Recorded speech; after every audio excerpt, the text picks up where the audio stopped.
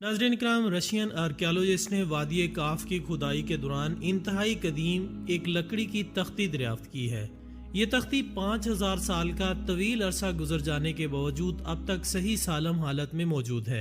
न सिर्फ ये तख्ती इतने हजार वर्ष गुजर जाने के बावजूद दुरुस्त हालत में मौजूद है, बल्कि इस पर कंधा किया गया एक हैरत अंगेज निशान और इस पर लिखे गए 5 बाबरकत नाम भी अपनी असली हालत में मौजूद हैं। नामालूम जुबान में लिखे गए ये 5 नाम और इसके नीचे तहरीर करदा एक इबारत जिसका मफहूम कोई नहीं जानता था। इन तहरीर करदा नामों में से एक नाम हजरत मोहम्मद मुस्तफ़ा सल्लल्लाहु अलैहि वसल्लम का था, जबकि बाकी 4 नाम किसके थे और इस कंधा की गई तहरीर का मतलब क्या था कोई नहीं जानता था।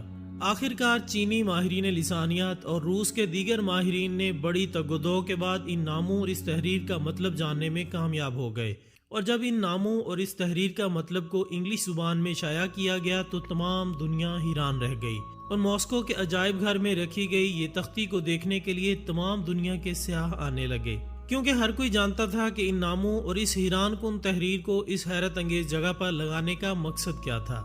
अगर आप भी इस हैरत अंगेज जगह के बारे में जानना चाहते हैं जहाँ ये कंधा की गई तख्ती लगाई गई थी और इन नामों और तहरीर के पीछे छुपे हकाइक को जानना चाहते हैं तो हमारे साथ रहिए। नाज़रीन, महकमा आसार कदीमा के माहिरीन खुदाई कर रहे थे। ये रूस का इलाका वादी काफ था। खुदाई जारी थी। इसी दौरान जमीन की गहराई में लकड़ी के बोसीदा टुकड़े देखे गए। तहकीकात करने से और तारीखी हवालों से मजीद मालूमात कलेक्ट करने से मालूम हुआ कि ये टुकड़े हजरत नूह अलैहिस्सलाम की कश्ती के थे। कश्ती नूह के ये टुकड़े 5000 साल गुजर जाने के बावजूद अभी तक सालम हालत में मौजूद थे। महकमा आसार कदीमा के माहिरीन ने इन टुकड़ों को अपने पास महफूज कर लिया। मुसलसल 2 साल खुदाई और तहकीकात जारी रखी गई ताकि इस कश्ती के बाकी हिस्सों को भी दरियाफ्त कर लिया जाए। इसी दौरान महकमा आसार कदीमा के माहिरीन को एक तख्ती मिली जो कि लौह की शक्ल में बनाई गई थी और इस पर हथेली की तरह एक निशान कंधा किया गया था और इस निशान पर मुख्तलिफ नाम तहरीर किए गए थे। इस पर चंद छोटी सतरें, पुरानी और अनजान तहरीरें भी लिखी गई थी।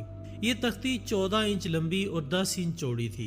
इंतहाई हैरत की बात यह थी कि दूसरे तमाम लकड़ी के टुकड़े बुसीदा और खस्ता हालत हो चुके थे, जबकि ये तख्ती सही सालम हालत में मौजूद थी। अब भी ये तख्ती मॉस्को के अजायब घर में महफूज है और मुल्की और गैर मुल्की सयाह एक बड़ी तादाद में इसको देखने के लिए आते रहते हैं। इस तख्ती पर लिखी गई तहरीर के क्या मानी है और इस हथेली के निशान पर कंधा किए गए नाम किसके हैं और हजरत नूह अलैहिस्सलाम की कश्ती में ऐसी तहरीर शुदा तख्ती लगाने के पीछे क्या मकासिद कारफरमा थे। इन तमाम सवालात के जवाबात हासिल करने के लिए रूस की हुकूमत ने 7 अफराद पर मुश्तमिल एक कमेटी तश्कील दी। इसमें महकमा आसार कदीमा के एक्सपर्ट्स और तारीख के दीगर एक्सपर्ट्स और अहम अराकीन शामिल थे। तख्ती पर इन अराकीन ने 8 माह तक तहकीक की और अपनी रिपोर्ट शाया की, जिसके मुताबिक ये तख्ती हजरत नूह अलैहिस्सलाम की कश्ती के मिलने वाले दीगर हिस्सों में से एक थी। ये इतनी ही पुरानी थी जितनी कि हजरत नूह अलैहिस्सलाम की कश्ती, लेकिन हैरानी की बात यह थी कि यह अभी तक इस कदर सालम हालत में मौजूद थी कि इस पर कंधा किए हुए नाम और तहरीर बआसानी पढ़ी जा सकती थी। ये तहरीर सामी जुबान में थी जिसे उम्मुल लुगात कहा जाता है। तहकीकात और मुताले से ये नतीजा अखज़ किया गया कि लकड़ी का ये ब्लॉक गालबन हजरत नूह अलैहिस्सलाम की कश्ती में सैलाब के दौरान तहफ़्फ़ुज़ के लिए रखा गया था। सामी जुबान में इन तराशे हुए खतूत का एक माहिर ने अंग्रेजी में तर्जमा किया। ये mister NF max Manchester university में कदीम जुबानों के प्रोफेसर थे। उन्होंने अपनी रिपोर्ट में इसका तर्जमा कुछ यूं किया: ऐ मेरे खुदा, मेरे मददगार, तेरी मेहरबानी और रहमत मेरी मदद कर और इन मुकद्दस नामों की खातिर मोहम्मद, इलिया, शापर, शापीर और फातिमा जो कि अजीम और बरबरकत हैं। कायनात इनकी खातिर मौजूद है, सिर्फ आप ही कर सकते हैं हमें सीधे रास्ते पर चला। नाज़रीन, यकीनन आप सोच रहे होंगे कि मोहम्मद सल्लल्लाहु अलैहि वसल्लम के साथ लिखे गए ये 3 नाम इलिया, शापर, शपीर किसके नाम हैं। आपको बताते जाएं कि इलिया सामी जुबान में अली को कहते हैं, जबकि दूसरे 2 नामों का मतलब हसन और हुसैन है। जैसा कि इस तहरीर के अल्फाज से जाहिर है कि हजरत नूह अलैहिस्सलाम की कश्ती में इस तहरीर की गई तख्ती लगाने का मकसद महबूब हजरत मोहम्मद मुस्तफ़ा सल्लल्लाहु अलैहि वसल्लम के नाम की बरकत से अल्लाह ताला की मदद और हिफाजत को हासिल करना था। नाज़रीन, अल्लाह रब्बुल इज़्ज़त ने इंसान की रहनुमाई और इस्लाह के लिए दुनिया में 1,24,000 पैगम्बरों अंबिया मबूस फरमाए, जिन्होंने अल्लाह ताला की वहदानियत और अहकामात लोगों तक पहुँचाए। इन पैगम्बरों और अंबिया ने अल्लाह की जानिब से मिलने वाले अहकामात और तालीमात को दुनिया में बसने वाले लोगों तक पहुँचाया اور خدائے رب ذوالجلال کی عبادت کا درس دیا۔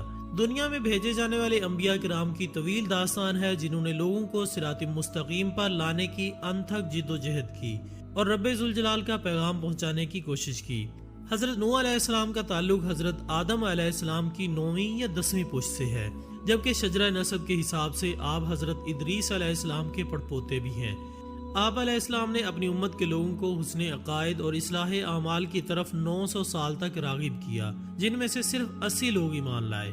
محققین کا کہنا تھا کہ حضرت نوح علیہ السلام نے عراق کے شہر رافدین میں تبلیغ کی کیونکہ اس علاقے میں آپ کی موجودگی کے آثار ملتے ہیں، جبکہ اس شہر کی تاریخ میں جس اصلاح پسند شخص کا ذکر ہے اس کے احوال حضرت نوح علیہ السلام سے ملتے ہیں۔ اسی طرح طوفان نوح کے آنے کے واقعے کی طرز پر اس علاقے میں عذاب آنے کے اثرات بھی موجود ہیں۔ اسی بنیاد پر مورخین نے بلاد الرافدین کو حضرت نوح علیہ السلام کا مسکن قرار دیا۔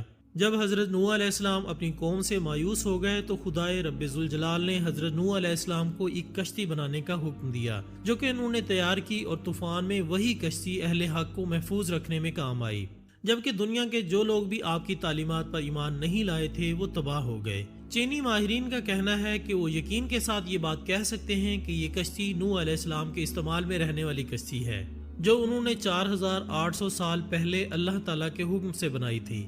ایک مشہور جریدے کرسچن سائنس مانیٹر کے ماہرین کہتے ہیں کہ نوح علیہ السلام کی کشتی کی باقیات کوہ ارادت سے ملی ہیں۔ یہ ایک چوٹی ہے جس کی اونچائی 4000 فٹ بلند ہے۔